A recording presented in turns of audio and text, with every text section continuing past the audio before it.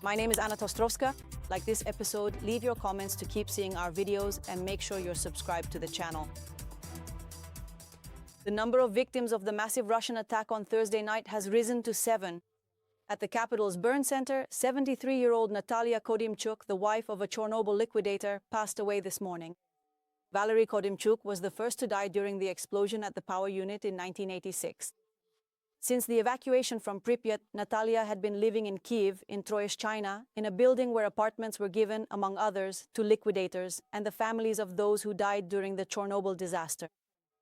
An enemy Shahed drone flew directly into her apartment, and the flat was completely destroyed by fire.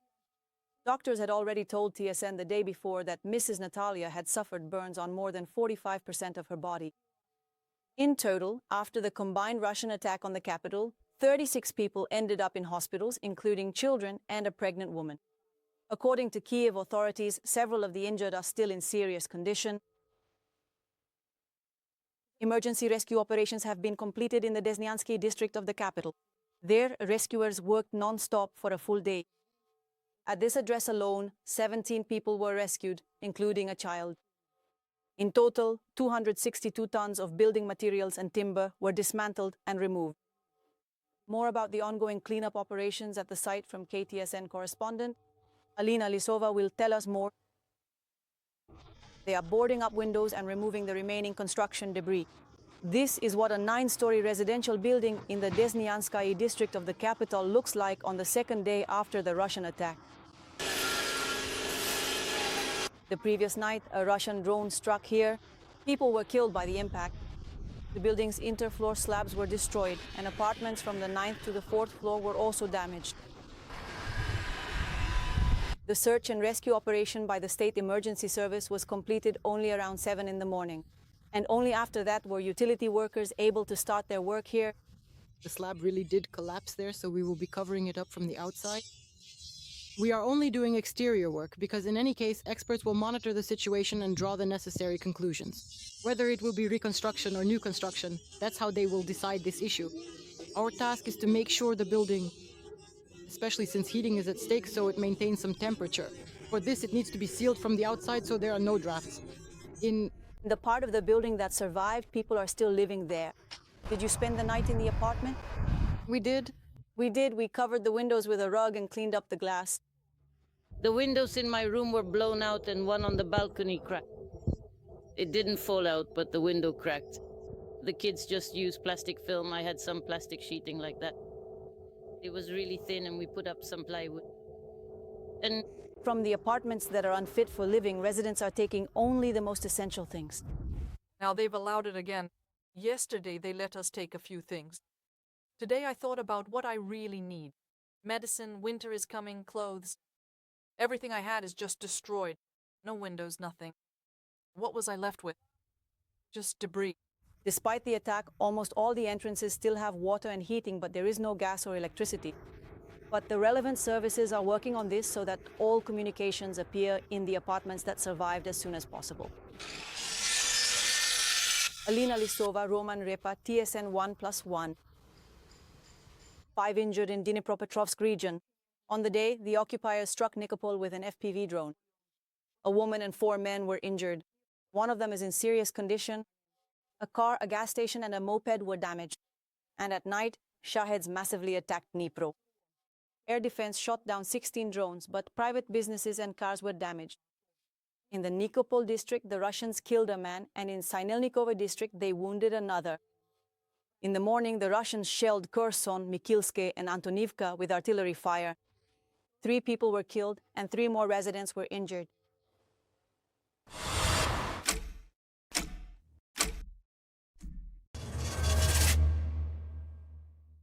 A day of empty chairs. A human rights rally was held in Kyiv in support of illegally imprisoned, captured, and missing journalists and artists. A symbolic installation called Empty Chairs was set up on Sofiyska Square, featuring the names of authors, media workers, artists, and human rights defenders who have suffered at the hands of the occupiers. They were either imprisoned or went missing.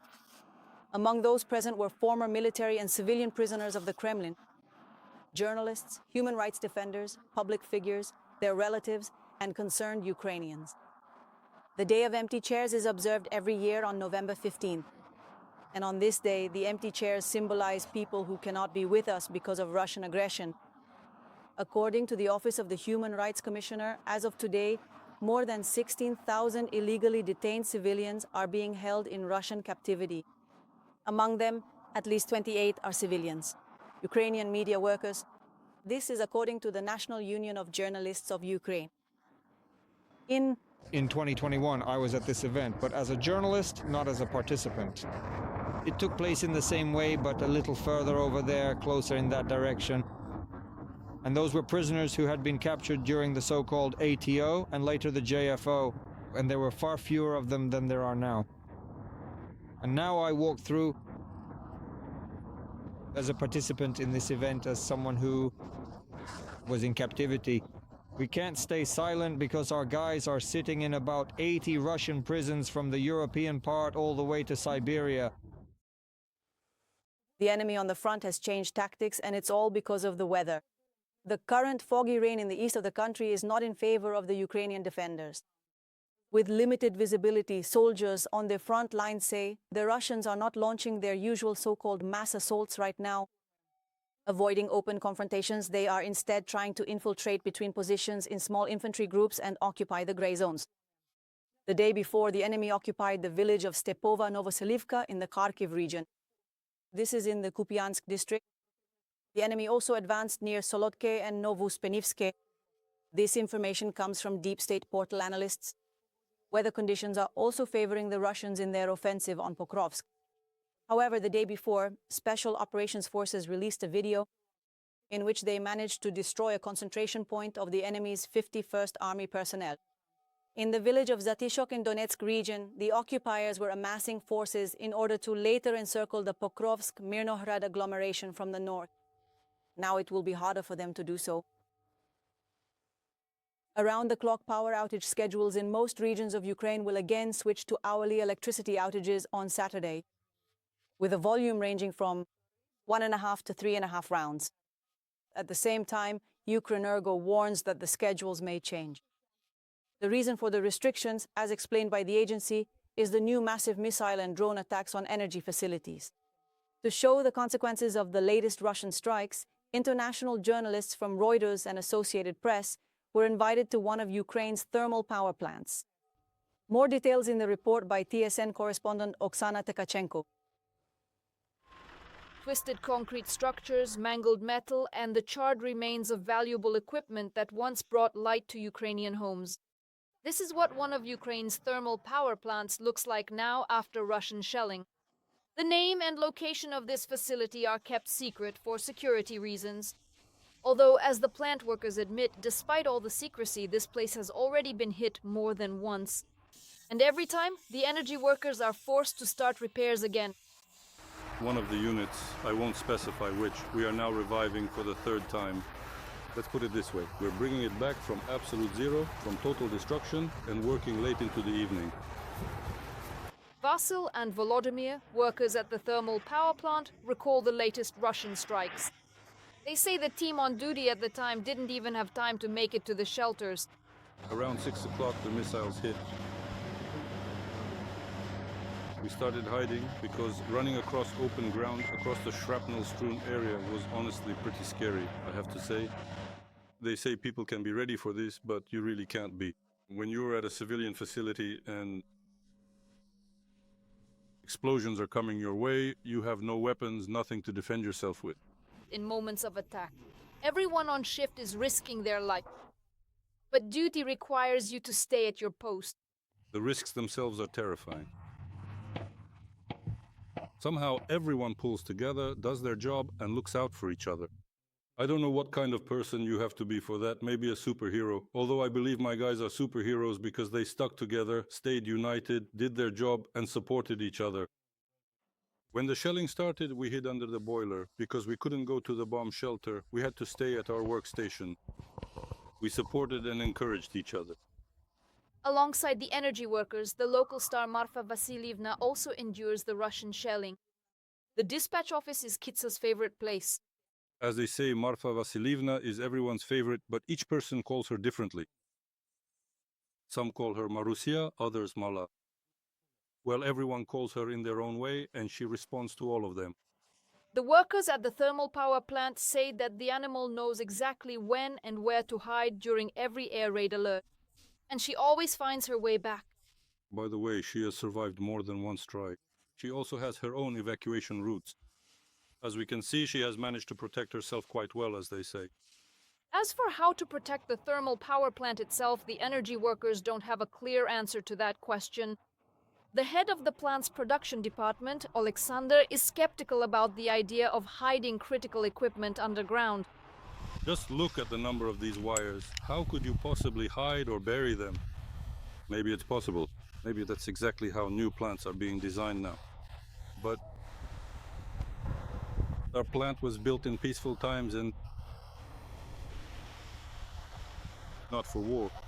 So now, energy workers have no other choice but to return to round-the-clock repairs after every shelling again and again. Before the frost sets in, it's necessary to try to save at least part of the plant. And this winter, energy workers say definitely won't be as easy as the previous ones. Oksana Tkachenko, TSN 1+. Drone attack on the Ryazan oil refinery. Russians are posting videos showing how a series of explosions could be heard at night and a massive fire broke out in the area of the facility, visible from kilometers away. And despite the fact that the Russian authorities demand their citizens not to film the blaze or the work of their air defense, residents of Ryazan are recording the fire from almost every window and balcony as it grew stronger throughout the night. In the morning, the Russian Ministry of Defense reported that during the night their air defense intercepted and neutralized 64 Ukrainian drones over 9 regions. They admit that most of them were headed specifically for the Ryazan region, but they remain silent about the strike on the oil refinery.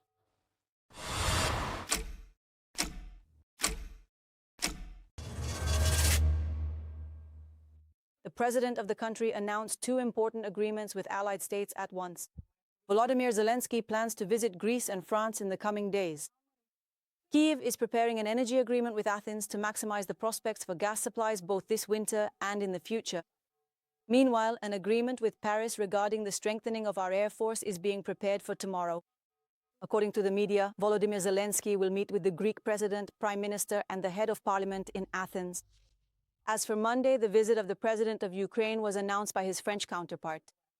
Emmanuel Macron says they will discuss issues of bilateral cooperation in areas such as energy, economy, and defense. A petition for the selection of a preventive measure in the form of detention was served to the former Deputy Prime Minister of Ukraine at Butasa. This was reported by the agencies on their official social media pages. According to the investigation, the former official was among the visitors to a place where funds obtained through criminal means were being laundered. According to NABU and SAP, detectives documented the transfer of over $1,200,000 and nearly 100,000 euros in cash to the suspect and his trusted associate. The statement from the anti-corruption agencies does not mention the name of the former high-ranking official. However, according to media reports, it concerns Oleksiy Chernyshov, who combined the position of Deputy Prime Minister with heading the Ministry of National Unity until July 2025. And just a few days ago, he was notified of suspicion of illegal enrichment, abuse of office, and receiving an unlawful benefit in especially large amounts. Let me remind you that at the beginning of this week, NABU and SAP announced the exposure of a criminal organization. The main line of work was the systematic receipt of unlawful benefits from Energoatom's contractors, amounting to 10 to 15% of the contract values. NABU claims that the funds were laundered through a back office in the center of Kyiv. About $100 million passed through it. 7 individuals were served with notices of suspicion, and preventive measures were imposed on 5 of them. 2 suspects fled Ukraine before the suspicions were announced, including Timur Mindich. NABU considers him to be the head of the criminal group. Timur Mindich left Ukraine in a VIP taxi. This was reported by Schemes. The businessman, who is suspected of organizing a corruption scheme in the energy sector, used the services of the Lviv premium transportation service Timelux to leave Ukraine. Journalists from KHM, which is Radio Liberty, found out that he left in a Mercedes-Benz S350, which belongs to one of the owners of this service. Such a transfer from Lviv to Warsaw cost 1,300 euros. The company was registered in Lviv less than half a year ago. Another businessman and co-owner of the VIP transfer service, as journalists found out, previously worked at the Western Regional Directorate of the State Border Guard Service. According to sources in law enforcement cited by journalists, Timur Mindich left Ukraine at 2 a.m. on November 10th. This happened just a few hours before NABU detectives began searching his apartment. The company, however, stated that they do not check their clients' documents. Earlier, the State Border Guard Service reported that Mindich left on legal grounds without specifying what those were. However, it is known that the businessman has 3 underage children. It is necessary to investigate the latest high-profile corruption scandals thoroughly, professionally, and impartially. And this must lead to real results.